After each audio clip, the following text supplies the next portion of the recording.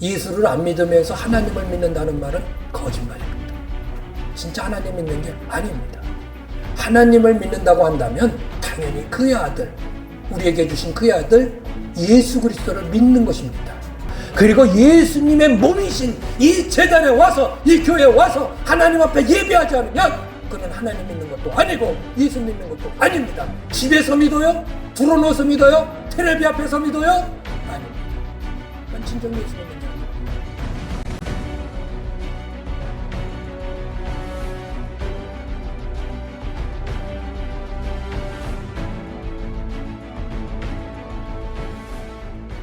오늘날 많은 사람들이 하나님을 직접 본 사람이 없는데 어떻게 그분을 알 수 있고 믿을 수 있느냐, 이런 말을 하는 사람들이 있습니다. 그리고 하는 말이 보는 게 믿는 거지 안 보이는데 어떻게 믿느냐, 그런 말을 하죠. 여러분, 하나님을 보면 믿겠다는 이 말은, 또 보이지 않는데 어떻게 믿느냐는 이 말은 아마 인간이 존재하면서부터 지금까지 꾸준히 해왔던 믿지 않는 사람들의 말일 것입니다. 저도 가끔은 그렇게 생각하는 적이 있어요. 하나님, 한 번만이라도 내가 하나님이다 하고 한번 좀 나타나 봐 주시면 안 되겠어요? 저 그런 생각을 할 때가 가끔 있어요, 솔직히. 또 어떤 때는요, 답답해서요,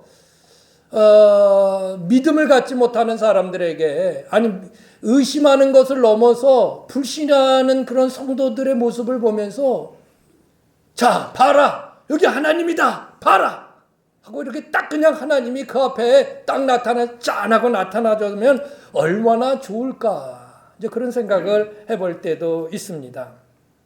여러분, 그렇게 하나님이 나타나면, 하나님이 정말 눈에 보이면 정말 좋을까요? 하나님이 눈에 딱 보이면 좋을까요? 좋겠죠? 안 좋습니까? 좋습니까? 예. 하나님이 만약에 안 보이면 이거는 믿을 수 없어. 하나님이 딱 그 자리에 뭔가 보이면 그래, 이거는 믿어. 그러니까 눈에 보여야만 믿는 사람이 되지 않느냐 하는 것이죠. 예. 그리고 그 순간 우리의 신앙은 우상이 되어버리는 것입니다. 이 세상의 우상과 우리가 믿는 하나님을 믿는 신앙이 다른 점이 뭘까요? 다른 점이 뭘까요? 우상과 우리가 가지고 있는 신앙의 다른 점은요, 세상의 모든 신들은요, 눈에 보이도록 뭔가를 만들어 놓고 그들의 신을 섬깁니다. 그러나 하나님은 처음부터 우리가 볼 수 없는 신으로 존재합니다. 처음부터 하나님은 보이지 않습니다. 그러나 세상의 우상들은 하나님을, 아니 자신들이 섬기는 그 신들을 눈에 보이도록 만들어 놓고 섬깁니다. 어떤 형상이든지 돌로 만들었든지 나무로 만들었든지, 예? 그래서요, 세상에 그 많은 우상을 섬기는 사람들은 아주 희귀한 그 그림이나 뭐를 만들어 놓고 그 앞에서 절을 하고 그 앞에서 비나이다를 합니다. 다 그것이 이 세상의 우상의 공통적인 특징입니다.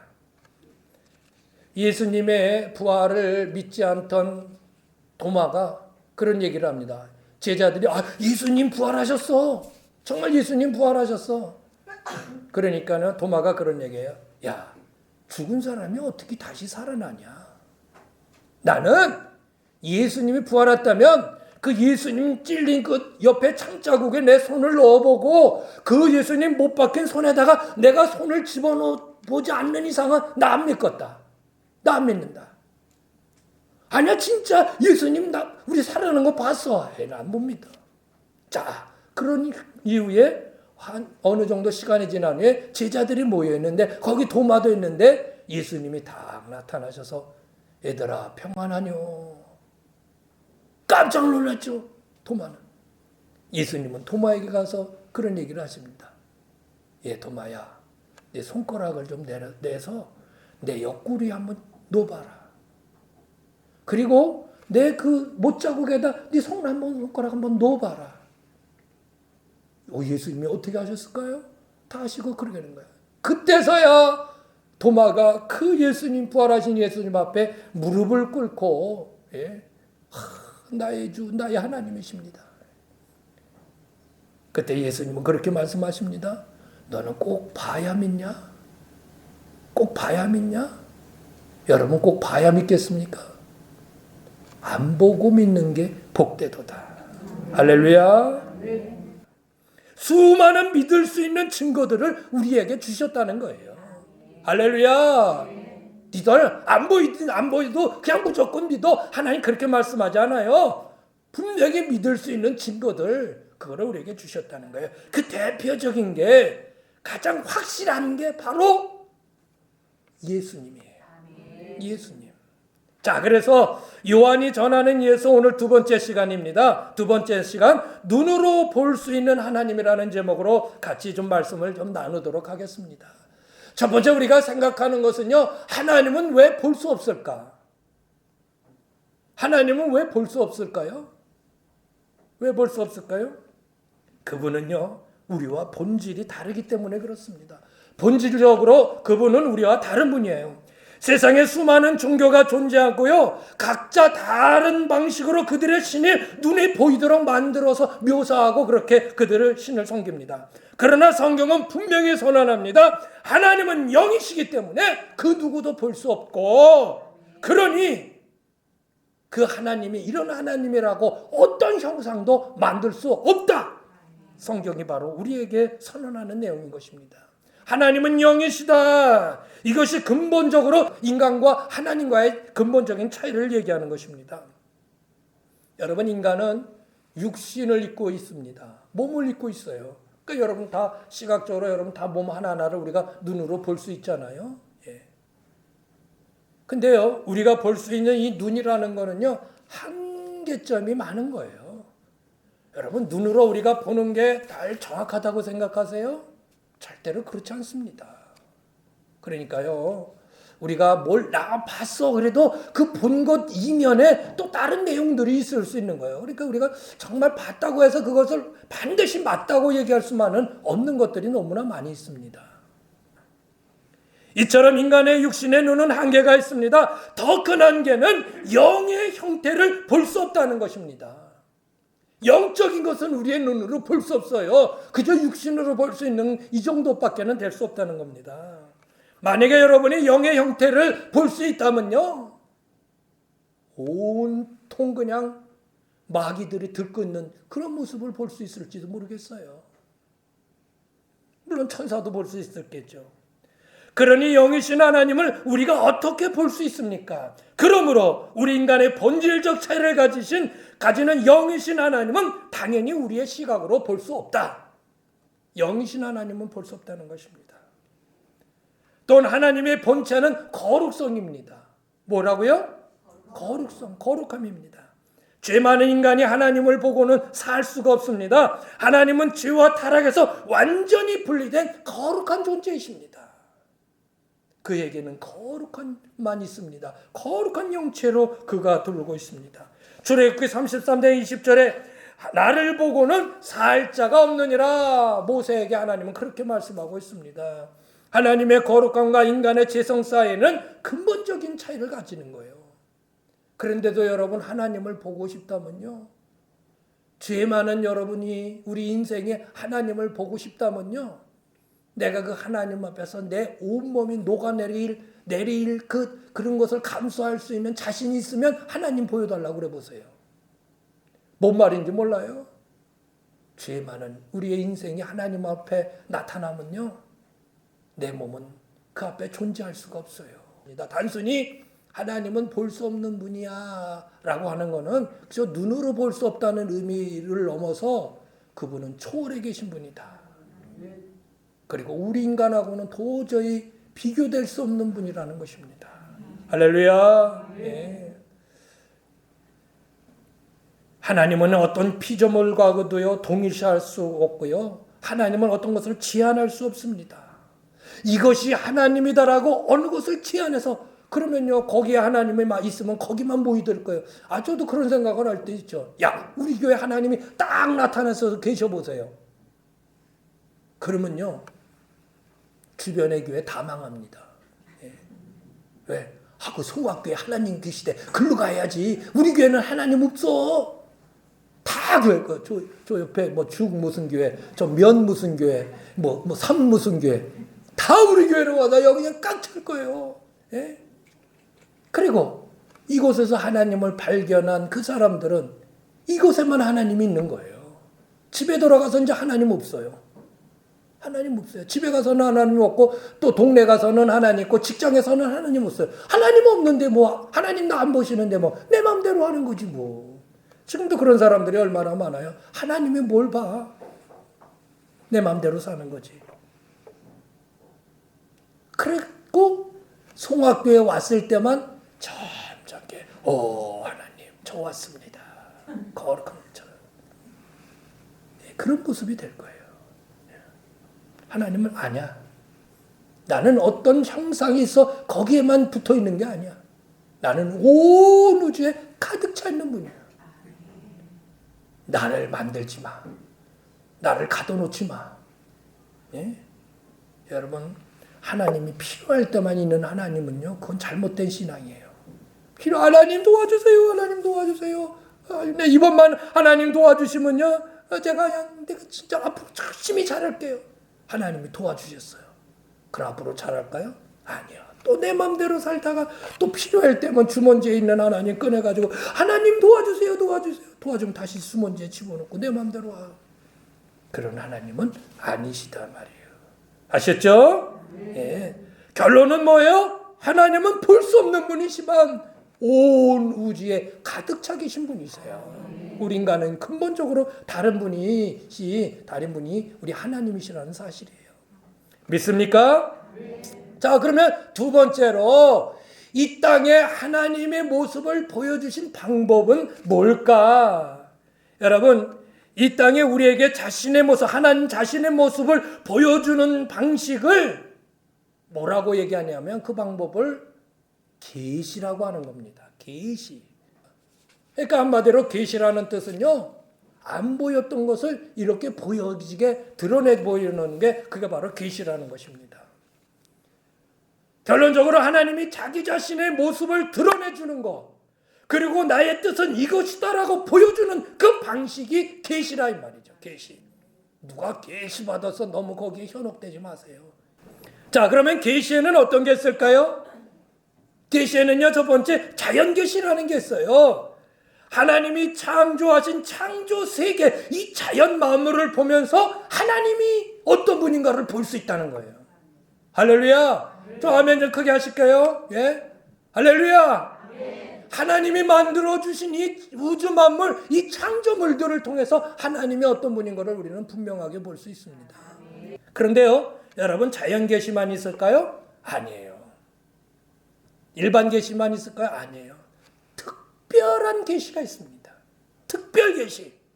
그게 뭘까요? 그걸 우리는 성경이라고도 하고요. 또 더 구체적으로는 특별 계시는 바로 예수님이십니다.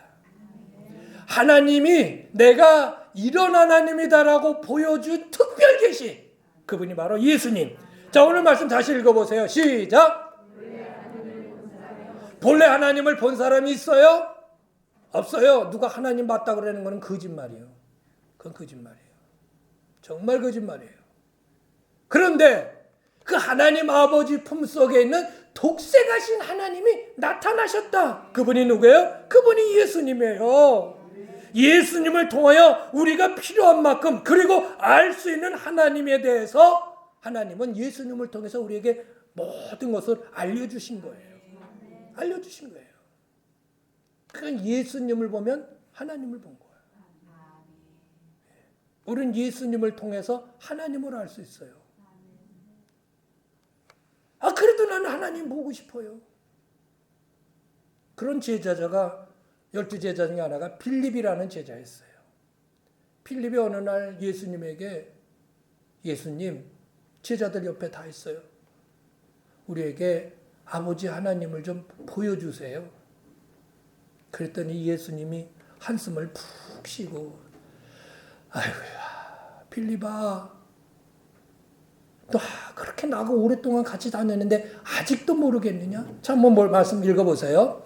자, 요한복음 14장 8절 10절. 자, 8절 시작.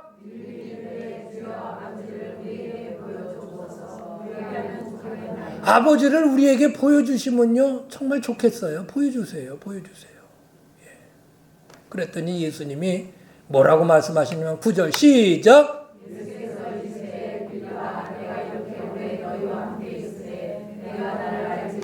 여기 말씀은 이렇게 나왔는데요. 사실 야 필립아, 너 그렇게 나하고 오랫동안인데 너 이렇게 멍텅구리냐? 아직도 모르겠냐? 아니 나를 본 자는 아버지를 본 건데 어찌하여 아버지를 또 보여달라고 그러냐? 이 한심한 제자야. 네. 예수님 그렇게 말씀하시는 거예요. 자, 10절 읽어보세요. 시작.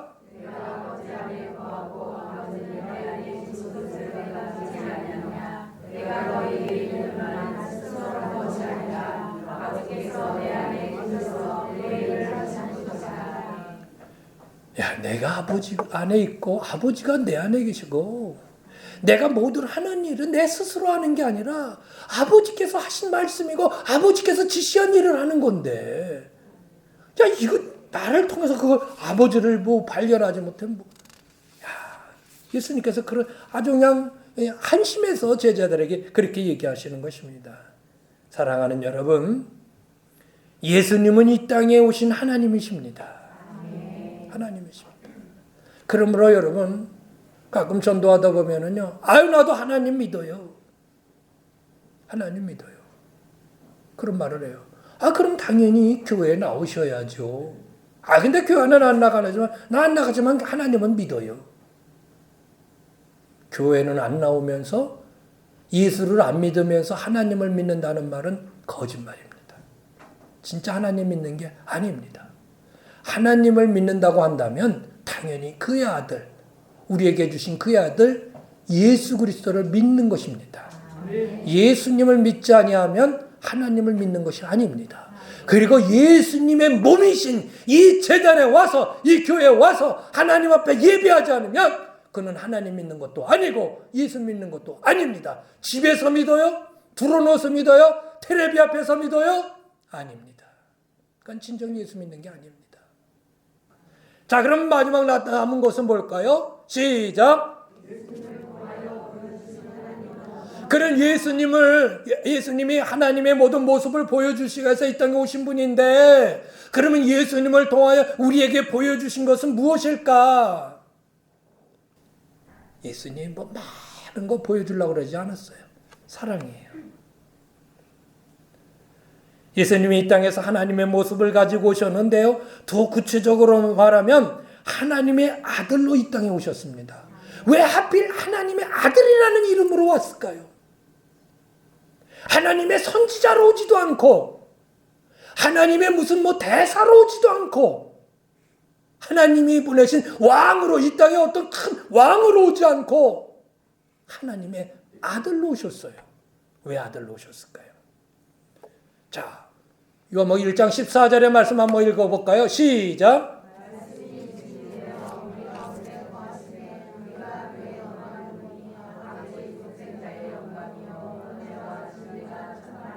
여기서 독생자라는 말은요, 아브라함이 낳은 아들 독자 이삭을 표현할 때 사용했던 단어와 똑같은 단어입니다. 예수님은 하나님의 독자로 이 땅에 오셨습니다. 독자가 뭐예요? 다시는 없을, 이전까지도 없고 앞으로도 없을 유일한 분, 유일한 아들, 하나님의 아들 유일한. 예수님 같은 분은 그 어느 시대도 없어요. 내가 예수다, 거짓말, 가짜. 그 사랑스러운 하나밖에 없는 아들을 이 땅에 보내시고 여러분을 너무 사랑하셔서 그 아들을 죽이셨어요. 죽이셨어요. 여러분을 위해서. 아들을 죽일 수 있어요, 여러분? 누가 자기 아들을 죽일 수 있겠어요? 없어요. 하나님이 자기 하나밖에 없는 아들을 죽이시고 하는 말이, 내가 너희를 사랑해서 내 아들을 이렇게 죽인다. 바울은 하나님의 사랑에 대해서 이렇게 설명하고 있습니다. 읽어보세요. 시작.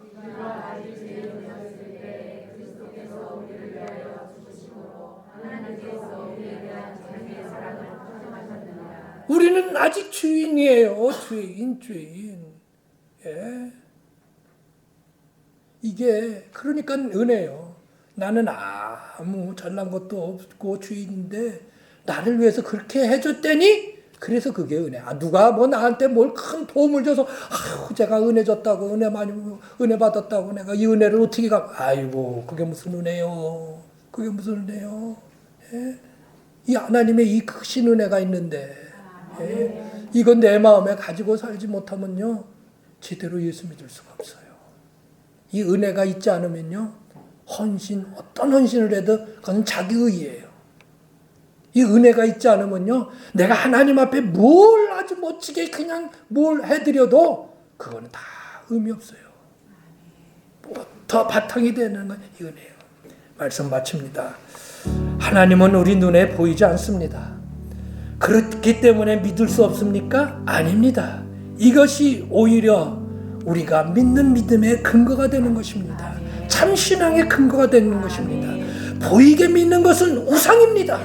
보여야만 믿는 것은 우상입니다. 여러분 벗어나십시오.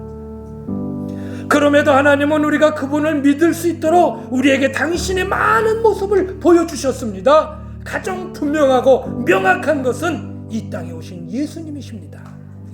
예수님은 하나님의 모든 모습을 가지고 오신 분입니다. 그리고 그 중에 대표적인 하나님의 모습이 우리를 향한 하나님의 사랑입니다.